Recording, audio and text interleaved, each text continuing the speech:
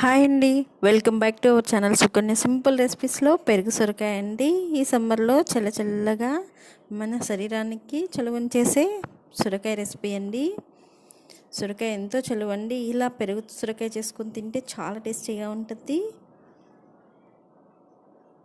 చూడండి, కడుపుకి చల్లగా చాలా టేస్టీగా ఉంటుందండి పెరుగు సొరకాయ.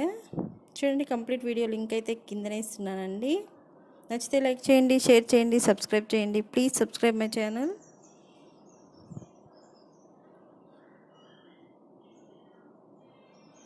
మరిన్ని సింపుల్ రెసిపీస్తో మీ ముందుకండి.